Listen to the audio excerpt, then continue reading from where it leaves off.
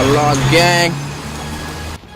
There was a gang feud occurring between what was known as the Halal gang, which is very heavily entrenched in this part of Regent Park right here. Halal gang, yeah? Halal gang. Halal gang. Halal Rich gang, and still my be in the man. hood. Okay. Supposedly, as soon as he got back from the Boy Meets World tour, the goons met his chain, okay? 3 people were shot. A woman was injured. 2 men killed. Today, police released their names: 21-year-old Javante Smart and 28-year-old Ernest These Mordecai. niggas all whack. They ain't really in the trap. They just posing where other niggas stacks. These niggas all act. All my niggas got a stack. I'ma put all my niggas on the map. All my hitters stay strapped. Smoke Dawg was an emerging star in Toronto's underground rap scene, but being raised in the city's most infamous hood, it came with a ton of hardship. From losing a handful of loved ones to gun violence, to engaging in a shootout in the heart of the Six, Smoke Dawg's story is one for the books. So, without further ado, let's dive into the trials and tribulations of the late rapper and discover how he became one of the most influential figures within the city's rap scene. Along with his mother, father, and 9 siblings, Smoke Dawg was raised in the city's first community housing project, Regent Park. When you walk through Regent now, it looks like a lavish upper-class neighborhood. That's because the city's housing committee has almost completed their $2.5 million revitalization project on the once worn-down community housing complex, but the lore of the historic block still lives on to this day. From being the set of multiple blockbuster films to being deeply entrenched in gang violence, Regent Park has seen it all. But where did it all begin? Built in 1948, the neighborhood was originally designed to be a garden city, with buildings placed in a pastoral setting, facing inwards and turning their backs on the noise of the city. Streets were replaced with walkways and green space, making the area largely inaccessible to traffic. The design was also completely residential, so that means no commercial and recreational facilities. This resulted in the area and its 7,500 residents at the time becoming isolated from the rest of the city because people who didn't live in Regent Park had very little reason to go there. 50 years later, the neighborhood fell into despair. A report published in the mid-70s cited a lack of recreational facilities, bored youth, and socioeconomic factors as reasons for what started Regent Park's battle with rampant drug use and gang violence. With his community in turmoil, Smoke Dawg's situation wouldn't get any better when his father would go on his own chaotic adventure.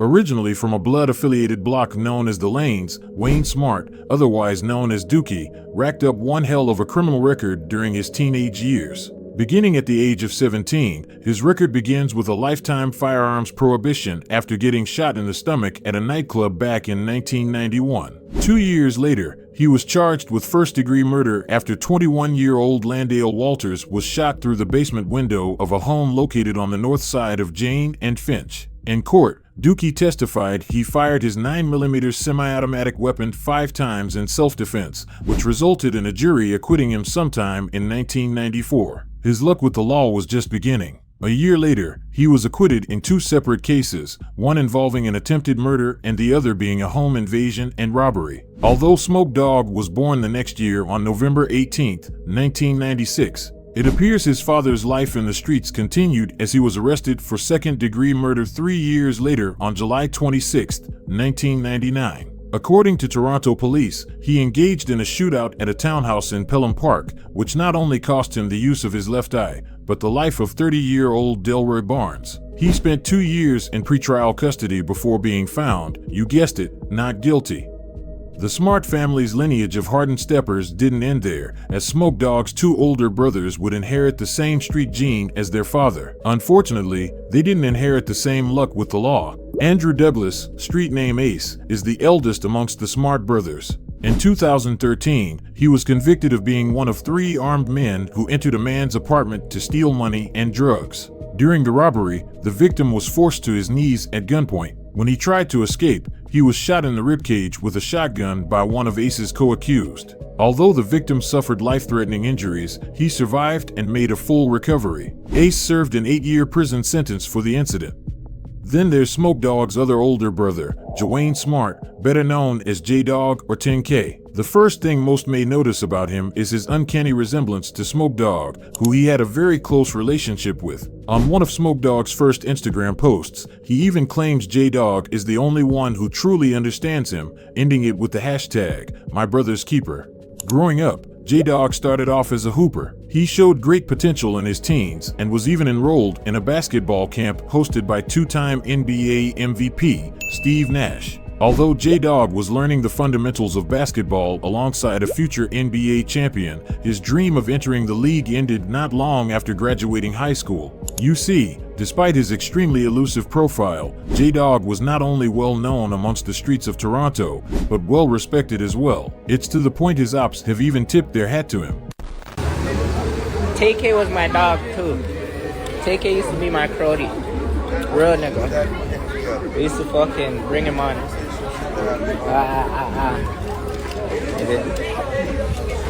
We made TK savage. Like, we're the reason why TK is on it, you know? 10K, not TK, 10K. 10K was doing drills with Wasi, no word, no lie. Wasi was bringing him on drills. DAWG also has his fair share of run-ins with the law. On May 24th, 2016, the Toronto Police Service Integrated Gun and Gang Task Force executed a search warrant in the Westmount Avenue and Rosecliff Avenue area. It is alleged that the execution of the warrant led to the seizure of a loaded Glock, 10 grams of cocaine, and over $15,000 in Canadian currency. Although nobody was found in the residence at the time, Toronto police issued an arrest warrant for DAWG, who police believed was suffering from severe frostbite at the time. He remained on the run from the law until 2018, but we'll get into that in more detail later in the video. Unlike his father and two older brothers, Smoke Dawg decided to break the generational curse of the streets. Sometime in the early 2010s, he was introduced to Toronto's niche rap scene by accompanying his fellow Regent Parkers to the studio, many of which were already making noise within the small community.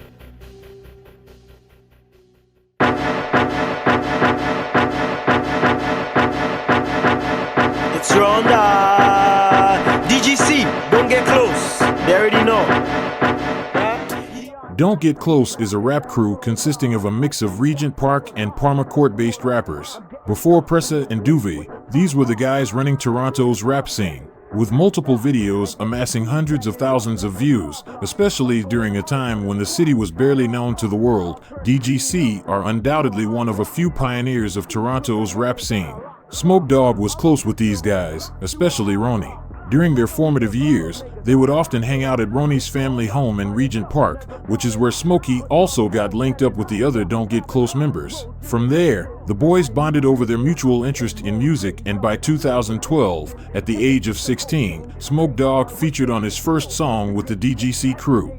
Go against my crew, your life will get short, yeah. Ace touch free, DAWG, we extort man's legs high when I beat the pussy like a pro dog. Don't get close, you get close. Judging by the comments, Smoke Dawg's debut made a lasting impression, and for him to stand out amongst a team of already made rappers, it was a major accomplishment. He continued releasing songs under the Don't Get Close label, but towards the end of 2013, Smoke Dawg mutually parted ways with the group. His time in the studio slowly diminished until one rainy day in Regent Park when his best friend Ano booked a studio session for him. On October 4th, 2014, Smoke Dawg arrived at the studio with a couple of his friends from the neighborhood, that being Moji, Safe, and Puffy Els. In the studio, the group's energy was unmatched. They cooked up several songs which they had no intentions of releasing until 2 days later when the boys were hit with devastating news. Police were called to Shooter Street near Parliament on October 6, 2014 for the sound of gunshots. 18-year-old Yusuf was taken to hospital with multiple gunshot wounds where he later died. The suspect, who was wearing all black with a hoodie, was last seen heading north on Regent Street. So investigators will provide an update for us at 10:30 this morning.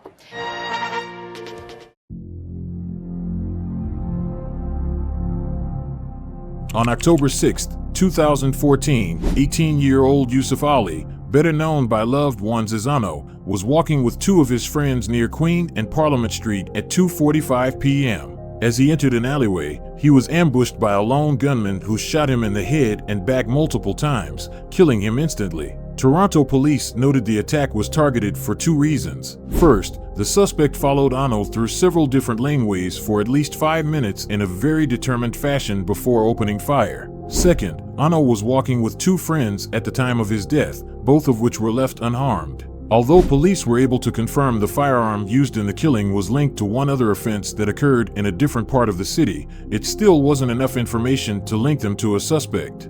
The city's police chief at the time, Mark Saunders, placed a $50,000 reward for any information leading to Ano's killer, but they received nothing. Ano's murder is unsolved to this day. In honor of Ano, his friends would release the songs they recorded at the studio he booked for them, and well, the rest is history.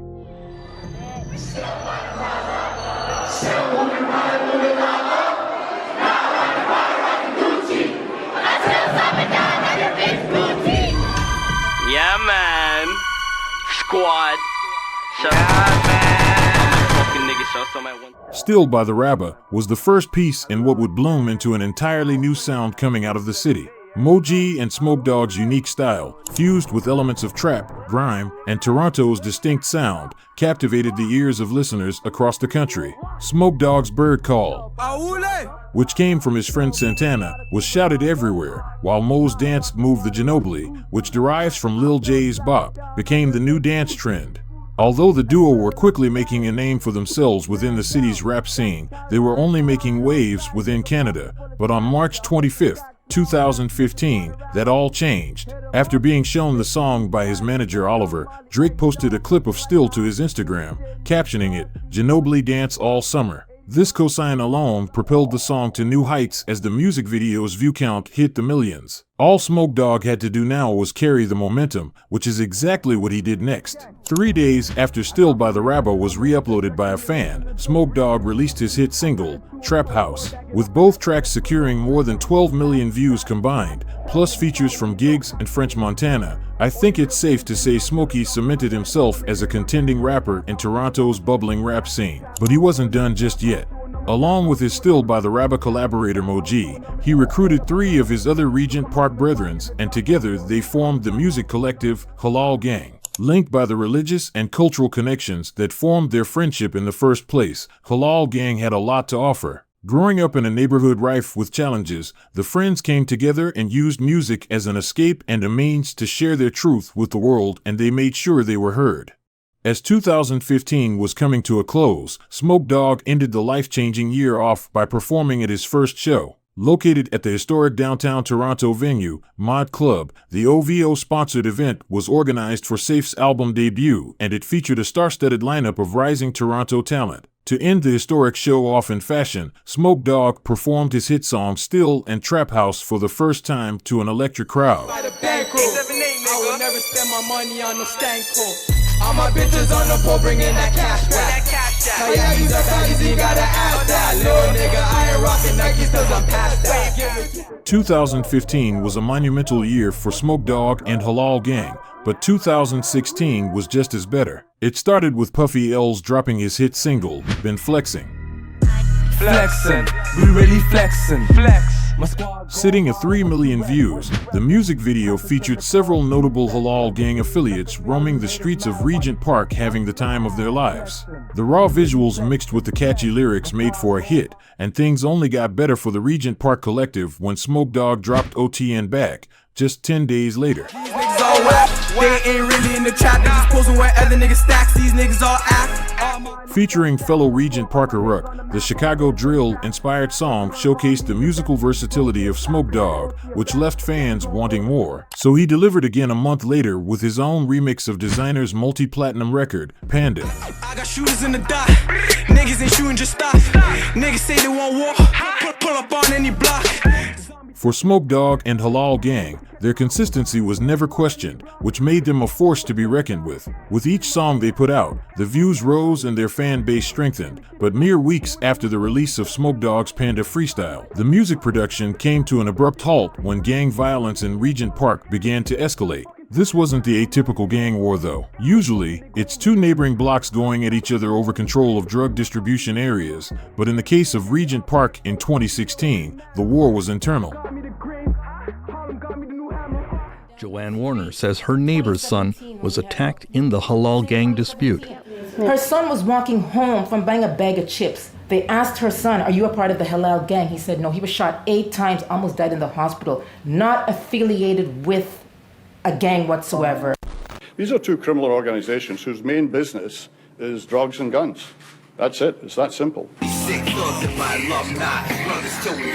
But police say these are no simple street gangs. When it comes to gang busts in Toronto, we're certainly used to hearing about drug and gun trafficking. But police allege what makes these gangsters different is how they would resort to extreme acts of violence to support their bottom lines.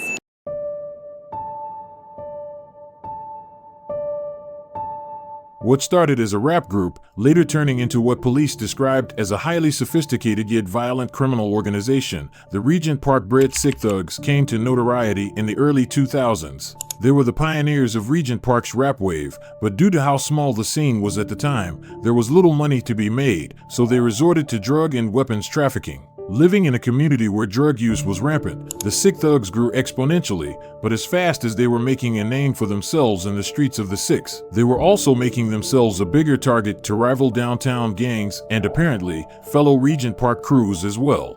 It all started on March 23, 2016, when C-Sick, a known Sick Thugs member, was approached by a man who walked up to him from behind and shot him multiple times at close range. He was found dead in an alleyway by a recording studio at 260 Carlaw Avenue. Although Toronto police were able to identify the gunman, even placing a Canada-wide warrant out for his arrest, they were unable to locate him. Police believe he fled to Somalia immediately after the shooting. Till this day, he is still on the run. Things escalated a week after C-Sick's death when Santana, a halal gang affiliate and close friend of Smoke Dawg, was shot dead moments after attending C-Sick's funeral. His killer was his once close friend, Tyke, whom is also a reputable Sick Thugs affiliate and a member of the infamous rap duo, TNT. Tyke fled to Aruba shortly after the incident, where he was captured a year later. He was arrested on separate charges of first-degree murder after being suspected of being the triggerman behind the death of Tweety, a known member of another Regent Park gang called Chin Pak. Throughout the remainder of 2016, several more fatal shootings occurred in and around Regent Park, one victim being an innocent grandmother, another being Sick Thugs affiliate, Ruck. The interesting thing about Ruck was that although he has deep roots with Sick Thugs, he was also tied in with Halal Gang.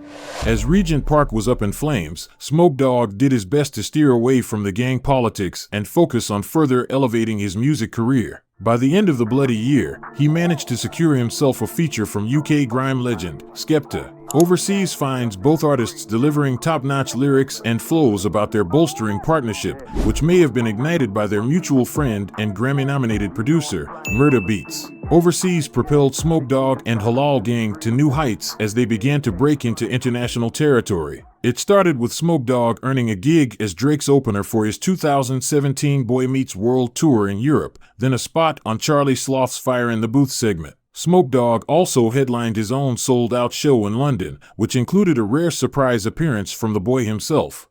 I'd like to bring a special guest, my big brother.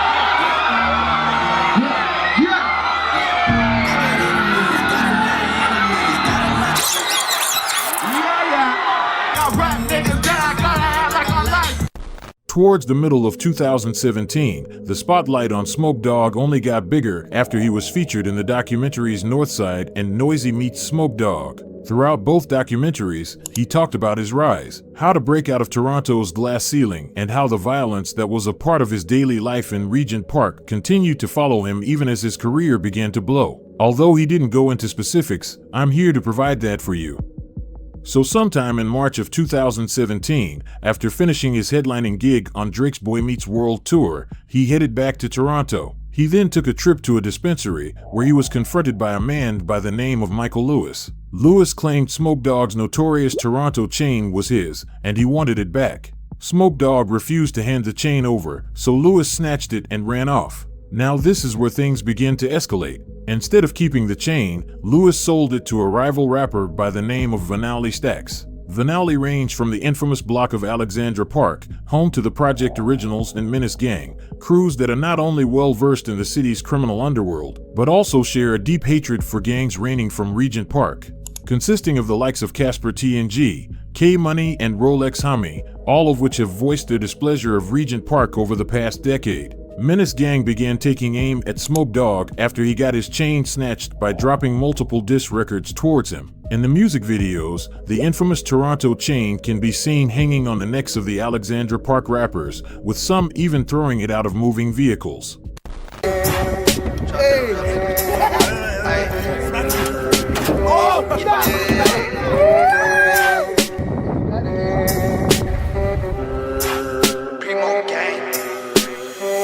Rappers get your chain in short, ayy. I put your chain on the tour, ayy. Who got your homie by the robber? The only reason why your trap house doing numbers, tell him, cause I was locked up for 6 summers. Smoke Dawg and his halal gang cohorts didn't respond to the online antics. Instead, they continued putting out hits. From Riri to Count It Up, both of which amassed millions of views, it appears halal gang remained focused on the bigger picture, that is until a few Menace gang members took the dissing to a whole new level. Police are investigating a shooting near Queen and Spadina. Let's get more details tonight. We're live to CB24's Kayla Williams. It's been several hours now. What have you learned, Kayla? Well, so far, Toronto police as well as the forensic investigation team remain here on scene. Right behind me is where the shots were fired about 4 hours ago. It happened just after 4 p.m. at Atkinson Housing Co-op As per Toronto police, Atkinson Co-op was the target of constant gun violence throughout May 2018. For those that don't know, Atkinson is the home of Menace gang, so this latest incident set off Casper and K-Money, who decided to retaliate. On May 28, 2018, they gathered 2 other noted Menace gang members, hopped into a rental car, and drove to Regent Park looking for halal gang affiliates, who they believed were the ones behind the shootings. The full incident has been covered in the last video, so if you want a detailed breakdown of the incident, I suggest watching it, but for now, I'll provide a brief summary of what happened. The men arrived to a busy Regent Park at around 2:40 p.m. K-Money and another man exited the car, each holding handguns. K-Money discharged his gun, taking aim at the man in the black shirt. K-Money and his partner immediately jumped back in the vehicle and they took off. What followed was a frantic pursuit that saw the 4 men speed away, fly through red lights, drive into oncoming traffic and sidewalks filled with pedestrians. The chase ended when they crashed into several garbage cans. The vehicle was too badly damaged to keep going, so everyone fled on foot. The 4 men were eventually found and captured by police. It appears this was the breaking point for Smoke Dawg, who decided to publicly respond to his rivals for the first time. If I want it, I get it. Straight to the top where I'm headed. On June 25th, 2018, Fountain Freestyle was released. The music video saw Smoke Dawg simultaneously walking through rival territory while uttering lyrics threatening to off his Alexandra Park rivals. The less than 2-minute freestyle was a bold statement by the rapper, suggesting that he's not letting anyone stand in his way, but tragically, it only took 5 days for this statement to be proven to be untrue.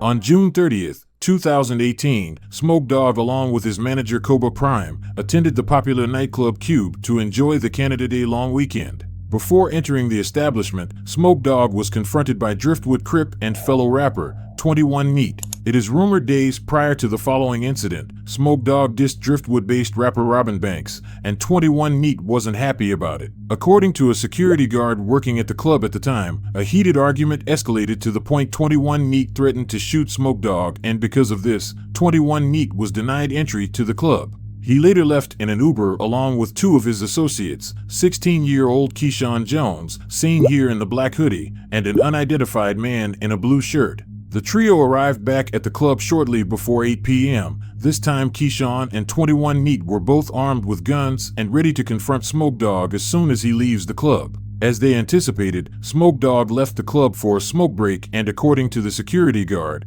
21 Neat went straight to making threats again, but this time it escalated into something nobody was expecting. In the midst of the verbal argument, 21 Neat can be seen flicking his cigarette at Smoke Dawg, which causes Smoke Dawg to reach for his waistband and start firing shots towards 21 Neat and his associates. As pedestrians began to scatter, 21 Neat can be seen running into the road and fumbling his own firearm.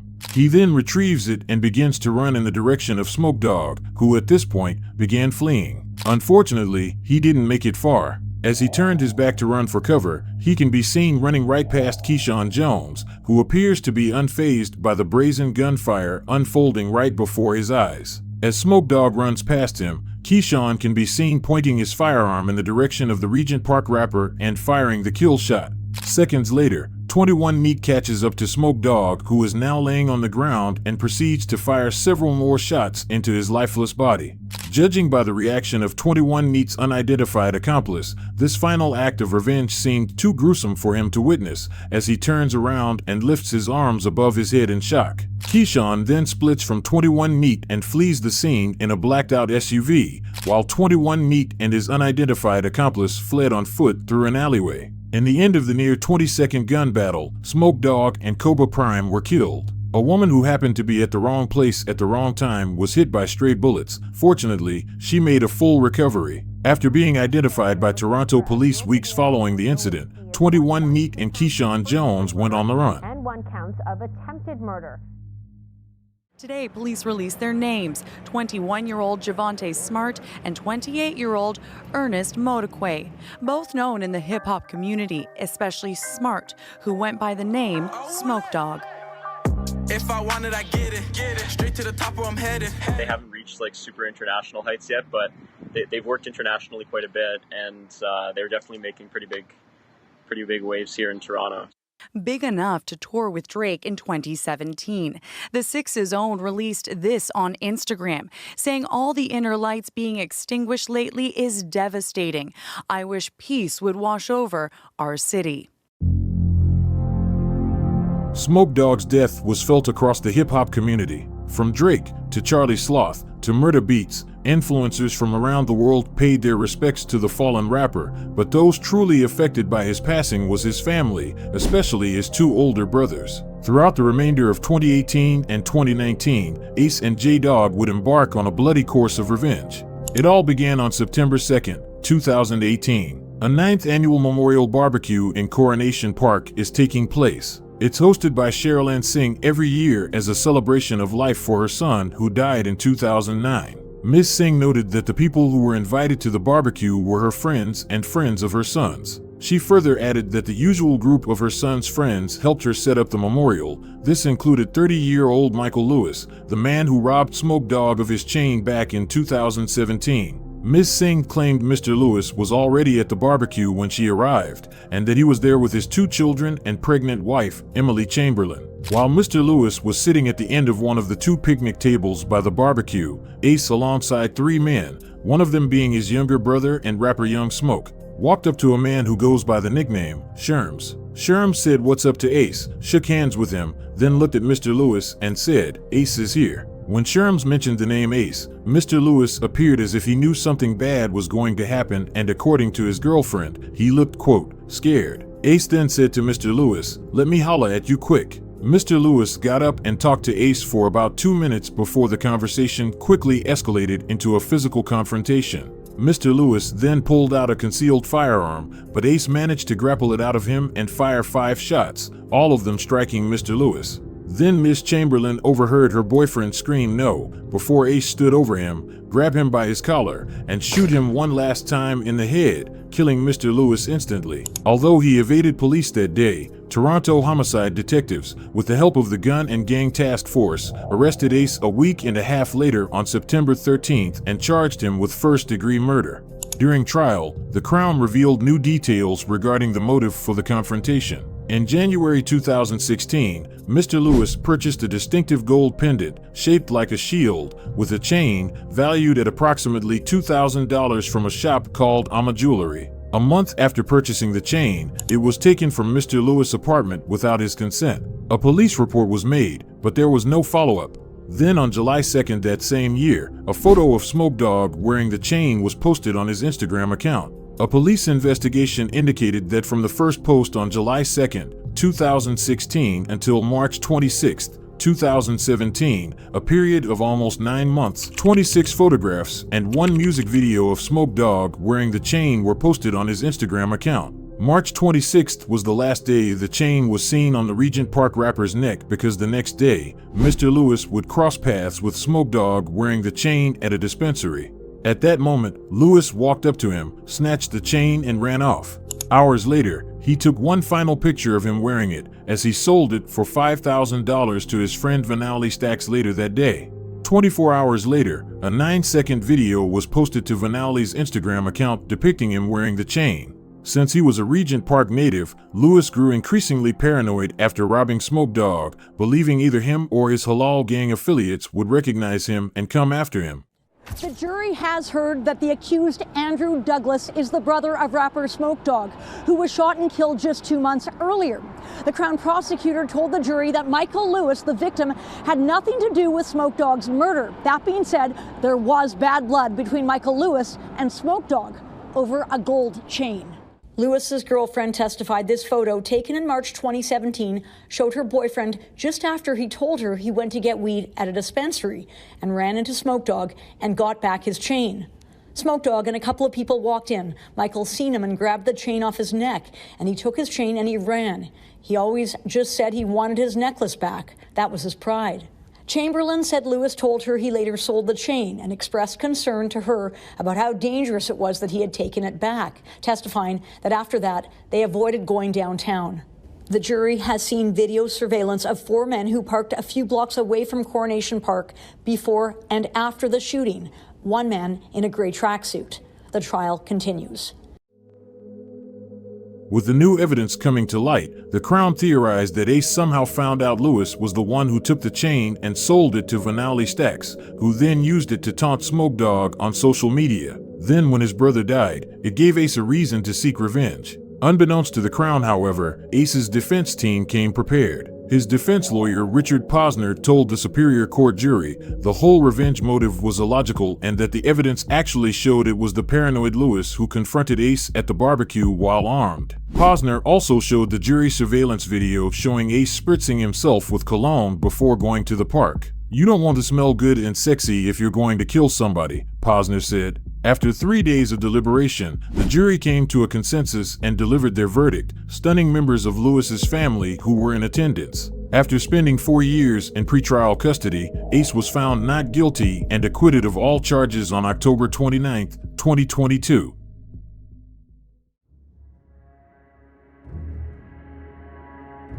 While Ace was in pretrial custody, J-Dawg was concocting his own form of revenge. According to court documents, he carried out his plan on November 4, 2020, when he pulled up to Driftwood Crip territory and sprayed shots at a group of men standing nearby. Although a few bullets flew through a nearby daycare center, nobody was injured. 3 days later, just after midnight, Brantford police responded to a report of shots fired at the Comfort Inn on King George Road. Officers were told that 4 men fired multiple shots into a ground floor room before fleeing in a silver 4-door car. There were no injuries in the incident, which police described as a targeted shooting. It was later discovered the target was Taxneat, a senior member of the Driftwood Crips who is currently serving a life sentence after being arrested a year later on a second-degree murder charge. The wrath of J-Dawg wasn't over just yet. Approximately 14 hours after the Brantford shooting, a teen by the name of Jonathan Adamski and 4 of his friends were sitting inside Adamski's Accord, which was parked in the rear parking lot at a building frequented by the Driftwood Crips. It is important to note, Adamski has no known gang ties. At around 2:21 p.m., a silver Honda entered the lot and parked behind Adamski's Accord. 2 gunmen exited the silver Honda and approached Adamski's vehicle while a third individual remained in the driver's seat. Adamski spotted the gunman and started driving away, but as he started moving, the gunman started letting off shots. As multiple rounds were being fired, 36 to be exact, several hit Adamski, his 2 friends, and Dante Adriata, a 12-year-old boy who was walking with his mother across the street. Adamski managed to escape from the scene and pull his vehicle over at 415 Driftwood Avenue, roughly 1 kilometer away from the scene of the shooting. He and 2 of his friends were taken to hospital where they managed to make a full recovery. However, 12-year-old Dante succumbed to his injuries in hospital 4 days later. 24 hours after collecting surveillance footage of the area to gather information about the shooting and possible suspects, York Regional Police informed Toronto Police Services that they located a silver Honda matching the suspect vehicle's description in Vaughan, roughly 4 kilometers north of where the shooting occurred. The registered owner of the silver Honda had reported the car stolen on October 13, 2020. The forensics team was called in to examine the vehicle, and soon they found a single fingerprint belonging to one Rashwan Chambers, aka 24, a man who has suspected ties to the Lane, a blood faction reigning from the south side of Jane and Finch and who are direct rivals of the Driftwood Crips. The next day, on November 9th, Toronto's Gun and Gang Task Force tracked down Rashwan at a Canadian Tire in downtown Toronto, and with him was none other than DAWG. CCTV caught the moment the Gun and Gang Task Force executed the dramatic takedown of both men. In the video, which appears to come from a surveillance camera, 2 plainclothes police officers can be seen stationed outside the main entrance of the Canadian Tire store as they waited for Rashwan and DAWG to come out. After a few seconds, both men, one of them holding a shopping bag, are seen stepping outside. At that precise moment, one of the officers lunges at Rashwan, wrapping his arms around his shoulders and tackling him to the ground. Meanwhile, the other officer tackles DAWG, but appears to struggle with him on the ground for a few brief seconds as numerous civilians watch from a distance. Fortunately, he gets him under control once 5 other officers rush in to help. One of those officers then appears to remove a gun from DAWG, briefly holding it in the air before the video cuts out. Another gun can also be seen on the ground near Rashwan. In total, 3 firearms were found on both men. They were subsequently charged with first-degree murder and 5 counts of attempted murder. According to the National Parole Board, DAWG was released from a federal prison in March of 2020 after serving 2/3 of a 3.5-year sentence for several drug trafficking and weapons offenses. His parole documents indicate he was not to associate with anyone involved in criminal activity, but fast forward to August 2020, York Regional Police issued an arrest warrant for him after finding evidence he was breaching a court-ordered weapons prohibition. He was never arrested and was on the run during his shooting spree. 3 days after DAWG and Rashwan were captured, DAWG's getaway driver, 27-year-old cjay Hobbs, was arrested as he stepped off an aircraft at Halifax's Stanfield International Airport. He was returned to Toronto on November 17th. It is widely believed he is the half-brother of the late Southside Jane and Finch rapper, cjay, who has ties to the Southside Connection Bloods, another direct rival of the Driftwood Crips. He was known before he got on the plane in Toronto, one inspector said at a press conference at 31 Division. He further added, "We however couldn't make an arrest because the case was building on the day he fled." It was later that day that investigators had the grounds to arrest Mr. Hobbs, but by the time we caught up to him, he was on that plane. We were able to alert investigators in Halifax who arrested him once he got off. It was later discovered cjay Hobbs was also the getaway driver for the gunman who assassinated an innocent father in front of his newborn child and the gunman who ambushed beloved rapper and Driftwood affiliate, Houdini. He was subsequently hit with 2 more first-degree murder charges. The day after Houdini's death, cjay would go on Twitter to share his thoughts on the city's police chief and the Special Investigations Unit, indicating he may have had an idea they were coming after him. Although in trial, cjay pointed out the gunman in the Houdini case as Jack Lower, a noted drug trafficker who passed away in 2022. This has never been confirmed. In March of this year, cjay Hobbs was sentenced to life in prison with no chance of parole for 15 years in the case of Houdini. For the case of 12-year-old Dante, his trial is still pending, along with Rashwan and DAWG. Police say they have arrested a man who is allegedly connected to 3 high-profile shootings that have happened this year, and the most recent happening less than 2 weeks ago, involving a 12-year-old boy. Today, Mr. Hobbs was charged with a total of 3 counts of first-degree murder in relation to the 3 homicides. 27-year-old cjay Hobbs, who is originally from Toronto, was arrested in Nova Scotia last week. It is alleged that he was the driver of the vehicles which transported the shooters to and from the 3 scenes. The first shooting happened back in May. We heard the gunshots. A man gunned down near King and Blue Jays Way. It's senseless. The victim identified as DeMargio Jenkins, a rapper who also went by the name Houdini. Then, months later, on October 1st, another brazen daytime shooting. 27-year-old Hamdi Zakari was shot near Jane and Lawrence. Zakari was bringing his infant child to an appointment when the suspects drove by and shot him. After the gunshots, we heard screaming, we heard a woman's voice yelling for help, and that's when we called 911. This program is very helpful. Zakari was a youth mentor. And on November 7th, mid-afternoon, gunfire erupted near Jane Street and Strong Court, the shots hitting 12-year-old Dante Andriati Marroquin, an innocent bystander. Our kids that are killing other people, children. 2 other people have been charged with first-degree murder in connection to the boy's death. Police allege Rashwan Chambers and Jahwayne Smart were the shooters. Even with 1 dead and 2 incarcerated, tragedy for the Smart family wasn't over just yet. On December 11th, 2022, Grenadian officials would post a bulletin stating 49-year-old Wayne Smart vanished from his dwelling while on vacation in Grenada. Nearly a year later, on March 31st, 2023, Grenadian police apprehended Levon Date, a 33-year-old man who they believed had played a part in the disappearance of Wayne. After some convincing, police managed to get Levon to lead them to an area on the beachfront at River Sally St. Patrick, where they found Wayne's body burnt to a crisp. At that moment, Levon Date was charged with capital murder.